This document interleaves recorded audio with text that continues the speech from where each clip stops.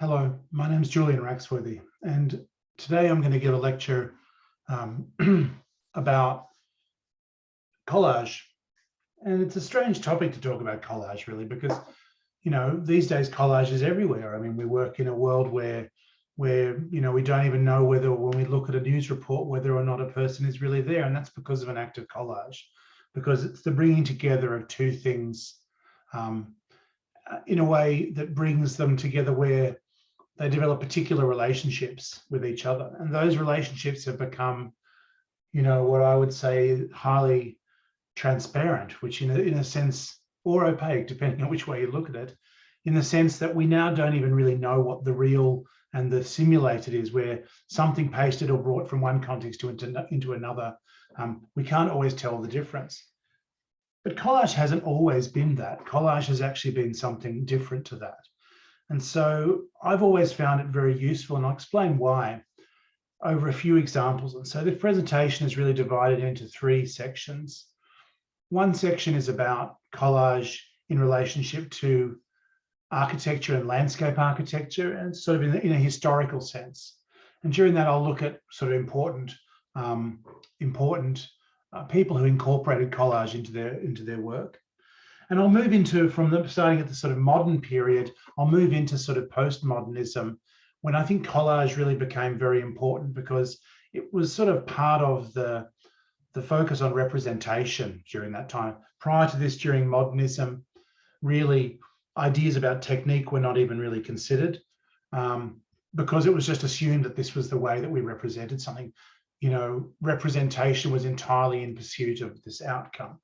Whereas during postmodernism, the foundations of representation were revealed as being sort of relational, conditional, and also having, relationships to other power structures and things like that. And so with this also came a problematizing of the plan, the image, etc. And that was a productive thing that opened up technique more broadly, to make techniques really open and playful and valuable, again, rather than just sort of default and automatic. It's not a theory lecture insofar as I'm not going to refer to theories of collage. It's really focused on design practice in the educational environment. So that first part opens up some key sort of people who used collage in different ways in that period. The second part actually focuses on my own practice using collage. And so they really, this has been originally prepared for first year students to and who are watching it now, presumably, to really look at how collage can be a tool that's valuable for design. I'll talk about how I've used it over time in different ways. And then finally, I'll talk about some examples from education, and I'll try to keep it as brief as I can. So to start with, collage had an interesting relationship to, it had actually quite a fundamental relationship to parts of modernism. And so, here what you're seeing is Mies van der Rohe's collages, and he produced really quite extraordinary collages where, the drafted space of the architecture was in a way quite neutral, and instead it was works of art, people, materiality, externality, those things that came forward, and where in a way the work of the framework of the architectural image was really about structuring space. And at this time also we have to realize that collage was literally the system of rendering something if one wanted to use photographic imagery. So collage was quite unique, quite important and vital during the time, in this pre-digital time. And it was also a making technique, and that's what I'm going to talk about. So I'm entirely focused on collage as a physical technique, not as a technique that's about computer montage, because I think they're quite different. I think there's value in computer montage, but I think in actual fact, physical collage has got a whole lot of great things going for it, as I'll discuss. So these are kind of beautiful Mies van der Rohe collages. In modernism also, this is the work of Superstudio, Continuous City, and other things. And their collages were extraordinary because of the fact that, they again had this sort of, like Mies van der Rohe, these sort of drafted frameworks that were, part of the sort of, these sort of responses to commodification and media and the things that Superstudio were about in the 60s. But what's amazing is that these sort of perspectival frameworks were then superimposed on top of photographs of places. This is almost like, whether it's Sao Paulo or a city like that, obviously with inequality, but it's in a way, it's drawing upon that to give a context of juxtaposition between itself and the architecture. The architecture becomes this mute 2001 obelisk kind of thing continuing through, and it's the architecture that, it's its uniformity against the variousness of the photographic imagery that really gives it value. And similarly, like, we can see that here too. There's also this lovely thing in Super Studio's work where they were really also, inserting contexts and people in different contexts. And so here we're seeing the kind of back to nature, hippie sort of movement juxtaposed against this sort of continuous architectural surface, which is also in this image revealed as reflective with way that this tonality on top of it is made. And so here, we can see technique, because potentially there's a number of ways this might be. We have the framework. We can imagine the manual thing is the drawing of the framework of the perspectival grid with an oblique angle here. And then we might imagine that, for instance, that might have been drawn on top of an image of a sky, or there might have been the incorporation of another media to make the sky, which it suggests with the way that some of this masking is going. It's almost like it's a spray of some sort. And then on top of that is the kind of cutting out of the perspectival or the oblique frame, and then the insertion of this into that space. And this is physical acts, and the kind of dodginess or the kind of clunkiness of them, precisely the fact that they're not aliased, that they don't have feathers on them, gives them this amazing quality, I think. Koolhaas was also involved in it. I think really the period of Rem Koolhaas and other people at the AA around that time, Architectural Association in London, were really important. And you can see in Koolhaas's collages here that, those collages were really, they were talking about aspects of the political state at the time. There's obviously also potentially something around gender and masculinity, otherness, but also some of this kind of Mies van der Rohe sort of materiality. But they've got a political role, which is similar to Dada, which was happening earlier, also using collage. Collage also became a larger approach for Koolhaas in his work. And so, some of that in a piece that's important to landscape architects is, the Parc de la Villette competition. And so what we're seeing here actually, is the images on the left here, what we're seeing is a sort of a technique that is, even though it's not collage of images, we see how there's this cutting out of strips, and how the strips, and they're manually being put down like this in this sort of early design conceptual stages, became a kind of ordered framework inside which the designers then utilized these as an annotative system to begin working up the design. And perhaps one of the most famous parts of that scheme was actually these follies that were distributed around. And those were, again, as we can see, collaged elements. And at the end, of course, the design ends up different from that, but the generative process utilized collage to make the scheme. Now, in design work that was being built at that period, collage played a role. One of the most famous, although not necessarily the most noteworthy in retrospect, schemes was this Parc del Clot by Frixis and Miranda in Barcelona. And here, when we look at the plan, what we see is that the kind of approach to design is collage. We have a bit of this hillside of this naturalistic or picturesque sort of graded park-like hillside that's then juxtaposed against the grids, a bit like Super Studio again, and with other geometries. And that literally reflects the fact that in Parc del Clot, there was this existing architecture. And so in a sense, the site was going to be collaged if you kept it, a collage of the fact that the new is applied to the old, etc. So here we see that moment and what that moment really looks like when we have that plan collage of this sort of landscape of park inserted against these other elements in juxtaposition with them. Also in later period, people like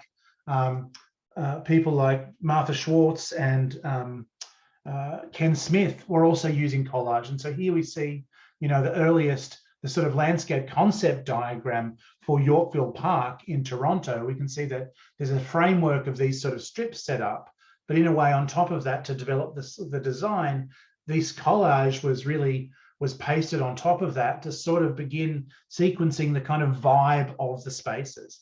And when we look at the design that arose from that, we can see, that obviously it's not looking the same because these are referring to certain species, etc. But we can see the resemblance of this rock in there in that space, etc. Whereas the rest are really, and we can also see here, here is the collage of the materiality of stone.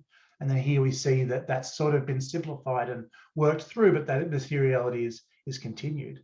And obviously the site is now mature, but that resonance from collage through to site is quite extraordinary, and it demonstrates the important generative role that collage can have in design. But probably the person who was most important to me was actually a landscape architect called Yves Brunier. And I've been lucky enough to spend some time in France and to do some teaching at the École Nationale Supérieure du Paysage in Versailles. And Brunier was one of the graduates from that program. The program was very famous, in a well-established landscape school that was in the Potager du Roi, which is the King's Garden next to the Gardens of Versailles, inside which is a landscape school. And it was run by these two guys in this sort of transformational stage, Jacques Simon and Michel Corrigeau. And because Jacques Simon was a kind of arts-based practitioner, he set up, or it was set up at the time, to have a kind of practicing artist in residence on the campus who regularly incorporated art in the program. And I think that's been super valuable for Versailles and all of its great graduates, whether it's Catherine Mosbach, Henri Bavard from Agence Terre, the range that they go on. One of the ones who died too soon was Yves Brunier, who unfortunately died of AIDS in the either late 80s or early 90s. His work was really inspirational for me. And these are actually the year 2000 collage photographs. So they're old photographs and old scans. In fact, they're older than that. And, you can see here how working in both plan and collage, through a combination of collage and line work, etc., Brunier is kind of working with the material to give a presence to materiality, color, but also form, and working in both plan and also in view to kind of to create this ambience that helped generate the design. And in numerous designs of his, he worked in this kind of way. And it's interesting when you look at some of the projects that came out of that period, it's really interesting to see how they developed. Here's the Hermès Hotel, which I think was actually a building by a famous French architect who's designed this hotel. And obviously we see this view from above, and Jean Nouvel, the architect, we see this collage design from above here, and it's fascinating when you see how the landscape actually is developed from that collage. So the collage is a way of opening up the design and bringing an area of serendipity from the material that's utilized. And this aspect of Brunier's work is really fantastic, and it's really exciting when you see it come through. He also worked with Koolhaas, and Koolhaas told amazing stories about, in his testimonials after Brunier had died, about working with Yves Brunier in his studio, where Yves Brunier constantly had torn pieces of paper, etc. And we see here in the design, some of these early collages and their combinations of collages, materials, drawing, etc. And this ends up being the final design of Museum Park, with the Kunsthal at one end and the Netherlands Architecture Institute at the other. And the collage also had a different way of operating in his work. So that, for example, here he was literally drawing and pasting onto site photos. So it's sort of an inverse collage, where the collage is an application of a technique onto the photo as compared to a way of rendering or putting together the drawing.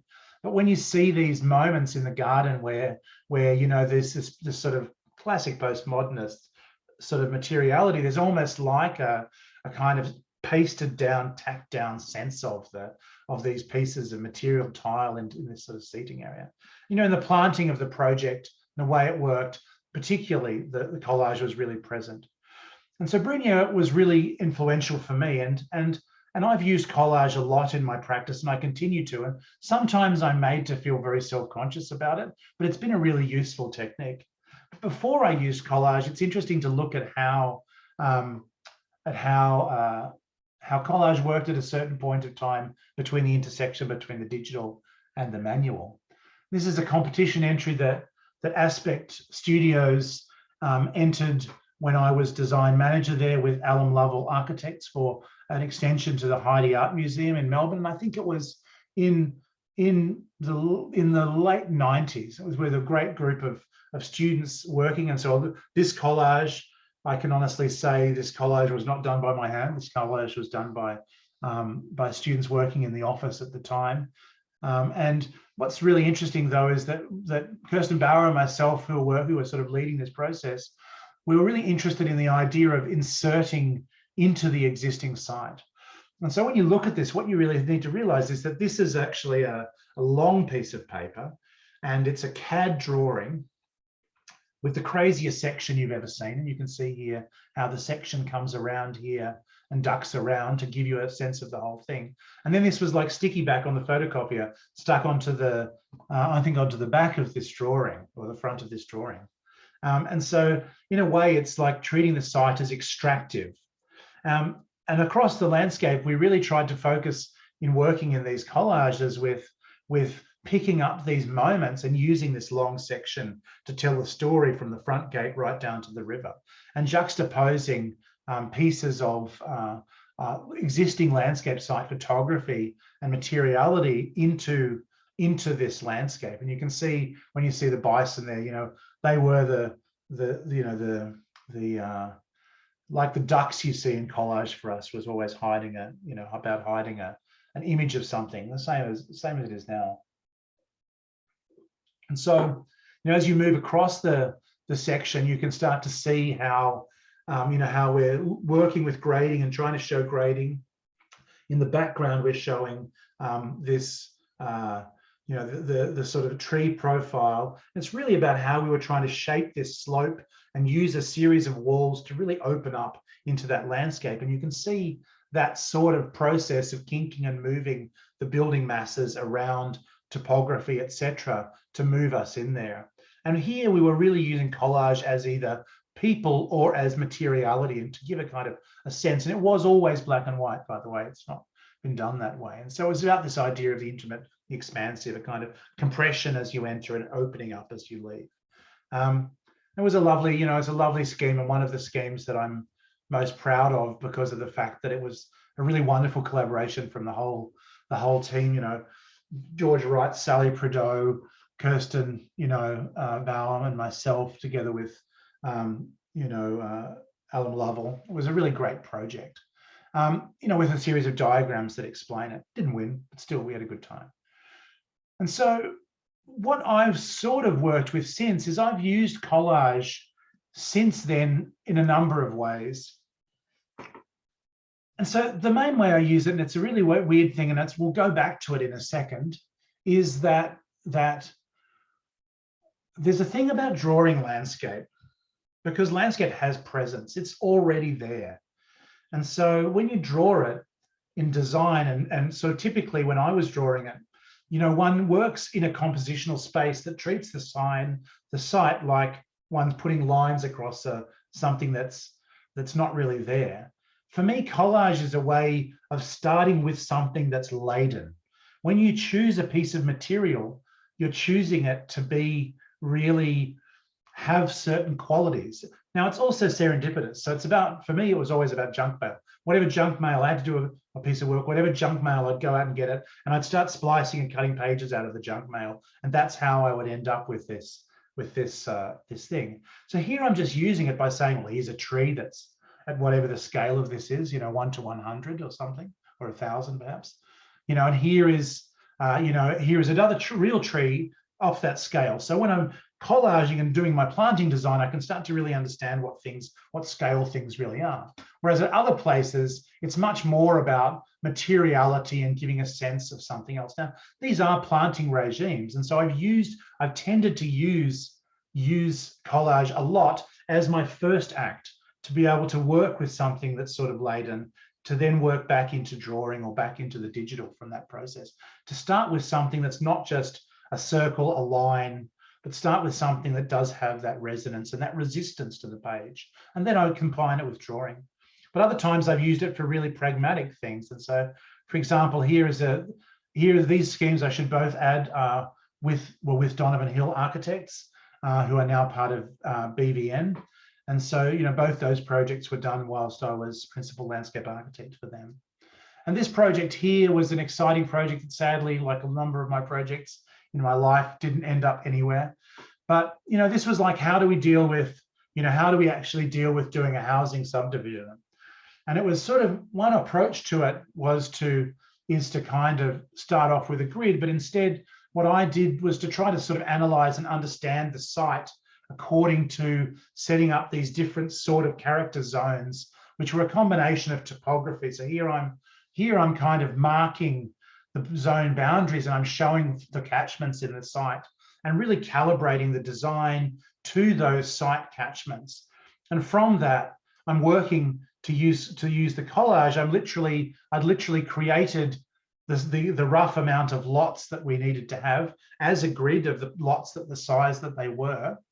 And then I'm literally using banks of them together to organize, and they're all organized around this diagram, which was really about trying to keep the existing site agriculture that was cane fields in the bottom of the valleys, not chew them up with that, but instead put the housing onto the top of the site, so that in actual fact you were kind of immersed in this landscape of agriculture, and instead you circulated, through ridge roads, etc., as well as crossing those landscapes. And from this, I created a series of types of landscape.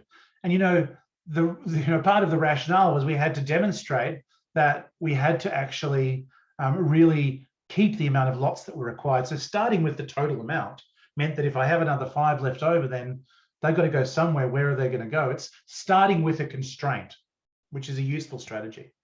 In the end, the project, this is not my drawing. In the end, this, because a beautiful drawing, I can't draw like that. In the end, this was the scheme that arose by directly working through the collage. And there was a lovely guy at Donovan Hill who was an older architect, a really brilliant guy. I wish I could remember his name, but a brilliant drawer and really working with feasibility, constantly turning over options. And I remember handing him the collage, and he's a really interested and open guy, so he sort of raised an eyebrow, and I gave it to him. And then he worked off the collage. He modified it slightly, but he said, well, it kind of works. You do have enough lots in there. So that was an interesting process. So across, that's sort of one way, 2 ways that I've used it, but I've actually used collage on a lot of projects. And so, the way, an example of one of the most, I remember this one is particularly useful, another Donovan Hill project, I should add. This one is interesting because I was completely stuck when I was working on this project. And, I've always been interested in the idea, mostly because of, one of my teachers, Peter Connolly, used to make the point that, in a way, the challenge of design is to work with something that, with landscape architecture, is to work with something where there's hardly any of it. And you're really trying to actually give presence to the basics of like topography and vegetation. And so I was really stumped on this design. I had no time. And so I literally started by just with my normal technique was really setting up this landscape. And so when you're choosing a material, I'm in a way treating this back part of the site as a hatch to say that's all one type. And it's also a particular way of approaching planting, which is like X amount of things per meters in mixes. Then I'm treating the middle of the site, and I chose an image of this kind of outdoor living bush center aspect. And so I'm sort of deliberately composing that image across that surface and using an image that is that kind of vibe to give me a sense of what that space is going to be like when I'm thinking about it. And finally, these were trees at their real sort of canopy sizes, where they were, I actually worked with the kind of things that I was cutting through and started to set up relations where certain trees of a certain color were variations around the same tree. or levels of intensity, and really kind of organizing them, letting the symbol itself offer me something. And so, from here, it was simply a matter of tracing it off. Now, as I say, I don't need to go through all of these, but these demonstrate to you how that approach is working, where rather than starting with a sketch, with something which has that blank piece of paper, instead I start by working out, by working with the things that come forward. So for example, in this scheme here, when I've got these things that I'm saying is a kind of like a topiary trained rainforest tree, that literally came from the nature of the image that I'd found. It wasn't an idea I really had. And so, I also had things here, like these things called climber labyrinths, and they're really about this idea of putting multiple species onto one frame to fight it out and produce this sort of thing, And so a lot of the time in my projects, I will, using this sort of method, I will kind of start by, I will start by doing some sort of analysis and trying to think about how the site is working, which obviously analysis and proposition emerged. And then after that, I will often just sort of organize and separate off the layers from there. At the same time, I've also had, I've also worked, enjoyed working in other methodologies that really, that give a certain sort of, also correspond to different ways of working.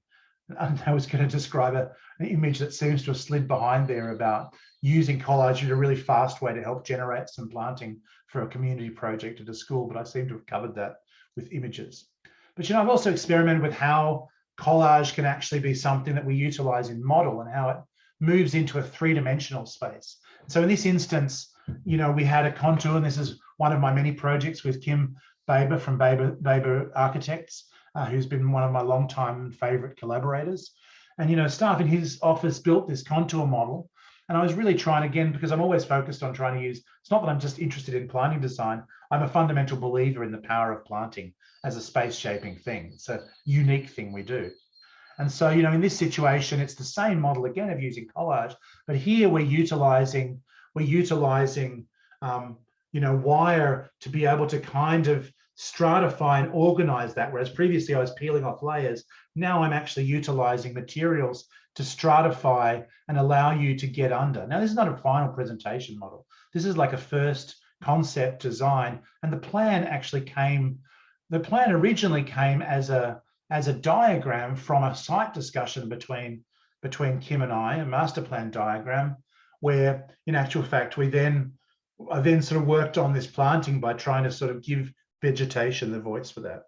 As we went through the project, we came to some detail areas. One of the areas that arose was this area through here, where where there was this row of plants here, and this row of sort of productive landscape. And so as that project developed, and this became one of the first things that we worked on, was really about trying to create something which had the original kind of idea of the perennial border of Gertrude Jekyll, but also sort of broke down and started to move into some of the territory of the work that I'd seen of Michel Gorriju in his plantings in Bordeaux, along the quays of Bordeaux, which is amazing strip plantings.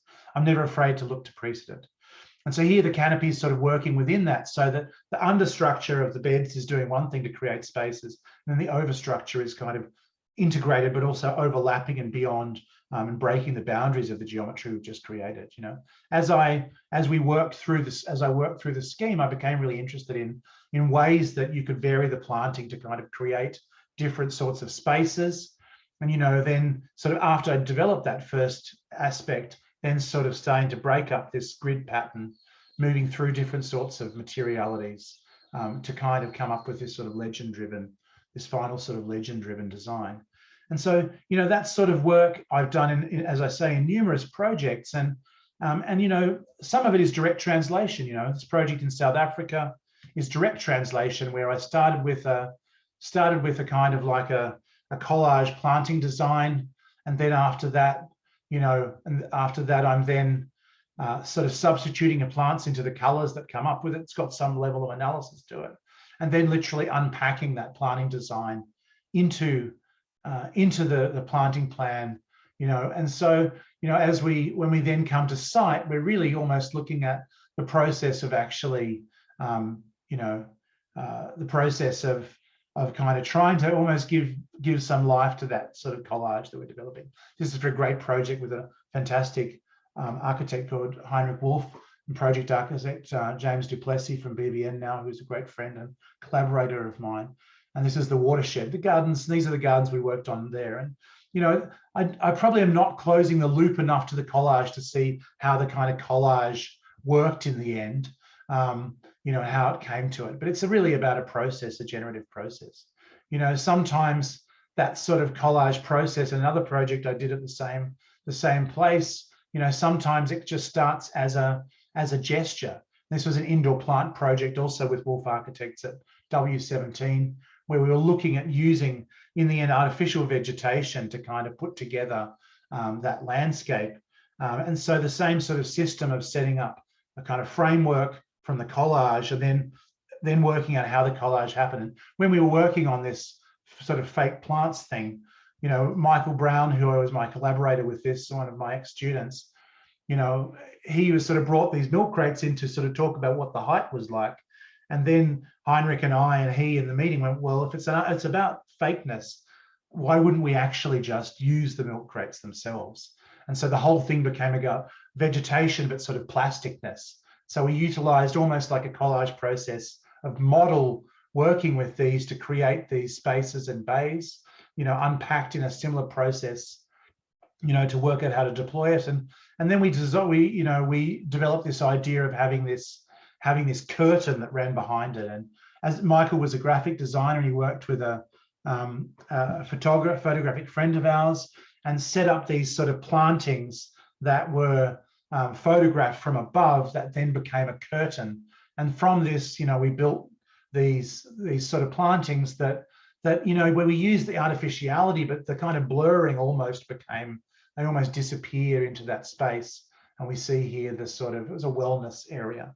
You see here how you're kind of faking this vegetation space, because there literally was not going to be enough light to grow anything in this understory. These trees had to be worked with a lot to keep them alive. And so, those are examples of some projects, but I still work in that kind of way with collage. And so, for example, a couple of recent projects with collage, like in this way,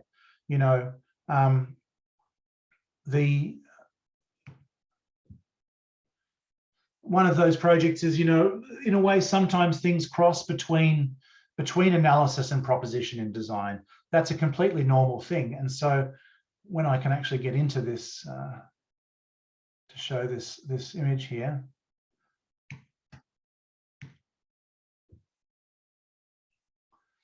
Yeah, so here we can see on the left-hand side, again, this is about setting up the framework where I've got an analytical sense, but rather than sitting there trying to draft something, I'm just in a way cutting things dimensionally to the size. This is important, cutting them to the kind of rough sort of size that we're talking about, and setting up a sort of palette of materials, of not materials, but sort of types of something, containers that will become materials. And then I'm sort of working with collage to be able to sort of work with and shape spaces that come from that. It's not necessarily to say that even this is what the final form will be, just to say that it kind of sets up a unit that we can talk about quantities from, that we can talk about key dimensions from, that still alludes to materiality, and mainly and importantly starts me with something. And even in, from a university lecturer at my university, whose name I won't mention because it's not going to be a public project, but this is a colleague of mine from many years ago. I'm lucky enough to work on his garden. And as usual, after I've undertaken, some sort of dumb, basic sort of site analysis that looks at where views are coming in the garden, places where you're going to see the garden from, how rough divisions of space that we're talking about, areas that are difficult, constrained in different sorts of ways, key accents, where the view lines are going to be, access points, etc. Through that collage, and literally through tracing that collage, I ended up with this, this is the design that arises from that process. So sometimes it is a literal thing, and sometimes it's a process of thinking and a generative thing that the collage can be. Now, finally, we'll talk about some student work. And one of the things that's really fascinating, I should just quickly say that one of my most recent ones, it works at scale, right? So this is about, for a large rural garden in southern Queensland, this is really about setting up picturesque sequences, views from the garden to the broader landscape, and setting up the sequence of approach and road and turning and views, etc. And so this diagram now is working at a 1 to 5,000 scale to actually really work on the big moves of where the community terraces are going to be, where these satellite gardens are going to be, etc., and how that's those accents and Brownian clumps, as we call them after Capability Brown, where they're going to occur. Now, the reason why collage works, and this is where we're transiting to the final part about education, is that, I'm of that weird generation where I was taught to draw. I started by drawing before there were computer drafting. When I was at TAFE, I basically studied drafting for landscape in my landscape technician's diploma, associate diploma. I was never really great at it. I liked it, but I was too self-conscious to really enjoy drawing because I was always too worried about what it was like. So as soon as AutoCAD came along when I was in my first year of uni, I was like, thank goodness for that. And so I moved across to that, really. And so later on, I realized it's because of this preciousness that we can tend to, some people have it quite naturally and effortlessly, and others like myself who maybe are quite self-conscious find themselves getting stuck. And obviously the best way out of this is to draw your way out of it. But in a way, there's a strategy that art teachers in the 1970s and 60s recognized, which is to use existing things. And so in this book called Assemblage, here are 2 ways of teaching, and one of them is like, sticks and straws. Now, the value of this is that it's not about a kind of craft thing. It's just about when you start with a modular unit that's exactly the same, you don't have to, for example, worry about where the line is going to go. You're actually worried about, you can just arrange them. You can just focus on them. Certainly you can do, anyone who's built models knows what bad glue technique looks like, but you're just working with something it's uniform. You don't have to worry about whether it's nice. You can start to worry about arrangements. You get some level of basic quality just because the module stays the same. So collage can work a little bit like that. And it actually releases you to be able to be creative in different sorts of ways. And in my teaching, I've utilized collage quite a bit.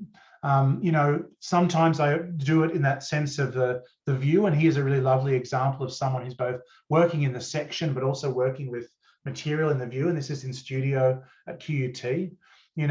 Here is somebody actually developing a language for their planting design, a material language, and they're going to have this 80s sort of theme going on. And sometimes it's ambiguous. Is this a plan? Is this a section? The type of collage I'm not into is just ones that are more like this, because I think that there has been a period of time where collage was regarded as scrapbooking. I've got zero interest in that. As you'll see, I'm interested in the sort of a combination of a loose dimensionality and an evocative materiality. And then serendipity, things that just come up in the process. And, across, this is like an afternoon's workshop, and it was really useful in these views to really get a sense of how the sort of vibe of that landscape was going to be. Obviously the best ones always are ones that respect their paper, that respect the material that they're on, and that treat craft a bit seriously. But as you can see from mine, I'm not really treating craft really seriously when I'm in a lot of these. I'm actually mostly just using them to help me make them. So those people are better than I. And so, in the first year landscape representation course that I undertook at the University of Cape Town, developed at the University of Cape Town, we did an exercise that is one that I'm repeating, which is really about sort of developing layers and materials to begin to sequence and organize a landscape. And so this is a scheme by Louise Brookman. And so here you can see that each one of the, we have this lower level here is a sort of a water sequence. We're not so involved in whether water features are a good thing or not. This is a kind of generative exercise. And then there's different levels of materiality in terms of topography in this section over here, tree canopy, path networks. And then when it comes together into this kind of sequence. And it's on the one hand, the design is actually being entirely led by the collage process. It's got dimensionality, it's got a site envelope underneath it. So this is relevant for the students who may be watching this, who are doing this workshop. It's got dimensionality, it's got a certain size to it, but it's letting the design be led by the propensities of the actual geometry. There was no plan first in this situation. And as over, then the project, obviously the design gets more and more developed in this example to be finally a design, in a way. And Louise also used collage in the view to begin to explain how the project was in a way. This was the final scheme that came out of it because she worked through it. And you can see here now he's got a kind of conventional montage, and it's a beautiful montage, and teaching montage was part of this unit. But it's interesting that while, it's interesting to look at this design and start to see how things are and are not. We can see here these geometries that made their way right from that collage process up here through into this plan, and then ended up in this view, etc. It also works. Collage is also really interesting at other scales and in other ways. The University of Virginia, I ran a studio where we considered scenarios for Washington DC that revolved around the park network, and so I was with Masters of Landscape students, Masters of Landscape Architecture students, and this is an interesting model because this is like a combination of model and collage. The tree is not a real tree; it's an indicator of a kind of tree order in this larger landscape scheme. We can see how the plan is there underneath. You can see when you get to the view that it's quite a didactic thing. It's telling a story. And in actual fact, some of these had this scenario of nuclear war as one of the scenarios. Other projects that operate in a similar way are really playing with the kind of geographic aspect of the landscape and utilizing the kind of language from underground systems. So here the collage material doesn't even have to be collage of something. It can be a collage of a pattern, a piece of material pattern that you then utilize to indicate as a key or as a didactic storytelling aspect. Can be combined with things like thread and other indices to help you interpret a place in a particular sort of way. And there's a history of utilizing collage in urban situations too. And so, these are collages by both Colin Rowe and collage approaches by Owen Mungas. And as well as that, Colin Rowe undertook with his students really amazing kind of collage operations. And in the framework of postmodernism, these were really about trying to find ways to bring together different urban orders and understand the city as a collage, and to see the sort of things that come up by combining existing historic orders with each other. And I use this strategy still. This is a studio I did when I was at QUT. We were working on the M1 motorway that ended up in the Gold Coast. And so in this section here, we're looking at this landscape that arises around the motorway in suburbia. And here the students are actually getting pieces of landscape from other places, other suburbias, and working their way through those suburban landscapes to create these new sort of hybrid landscapes of other places collaged on. And because they're printed from Google at exactly the same scale, they will work. And so this allows you to deal with urban issues by starting to say, well, if I'm talking about a street, it's got this vibe, I know what that street is like in Canberra, I can just get a bit of that collage at a certain scale. I know it's got a row of trees on it. It's got a certain width to it. If I work with it in collage, I've immediately got that dimensionality that I'm working with. That becomes a kind of feasibility and design generative thing that has actually a level of accuracy, like I was doing with the lots in the previous example. More recently and finally at the University of Canberra in the honours studio, which had a kind of urban design focus, the students were really working with other sort of other world examples and exemplars to play with this large area of Pielago and to think about what that might be by sort of transposing exemplars of other places onto the landscape, and sort of starting from those and breaking those down, until they become the foundation for an entirely different schema that's actually made as being a collage of other types of urbanism. Because again, we get infrastructure networks, we get building typologies, we get landscape typologies when we use those exemplars. Ultimately, a key question must be, did we choose the right thing? But it's certainly easier to start with this way teaching urban design, because rather than getting worried about how do I draw this, what do I do, how do I design a city, let's have a look at a city. You can ditch it along the way, but in the process, you get some geometry to work with. And this is what urbanists are doing all the time when they're doing comparative studies. You know, some of these, it was interesting to see how each different person actually utilized a different sort of thing. And they started as a different type of urbanism. And so, you know, this is Sophie Davis, and, you know, she's done a really nice thing about combining these different typologies, but also working with the existing landscape and imagining and connecting. And so I think that's a key thing, is how do you react to and connect to the aerial photo of a site below and start to interpret that with the material you're collaging into it. And so that's a kind of key relationship. So in this lecture, I've just tried to, as quickly as possible, not as quickly as I'd hoped, explain collage, why it's been important to me, and why I think it's really valuable. I think it's still valuable as a hand technique, because I think that there's a level, with tactility comes time. And that's not said as a romantic thing. I'm a big digital guy, love Grasshopper, love Rhino, no problem. Robots, bring them on. But there's a value to the pause that tactility gives you. There's a value to the time it takes and the consideration it takes to evaluate a surface and an existing material, look at it, see the potentials and the trajectories within it, reject, accept certain ones, and then put them together, and then find a kind of resistance between them. And that will actually really gives you something to start with, as the assemblage book says, before we go on to this question of, it's a blank page, what do I do?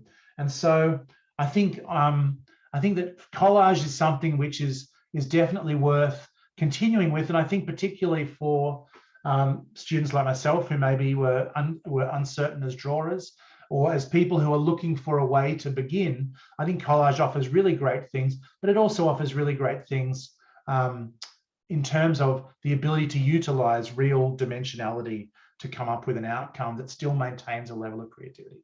So I would say, get your scissors, get your magic tape, get a whole lot of collage, forget scrapbooking, do design collage instead, and see what you can come up with through the combination and juxtaposition of one place on another.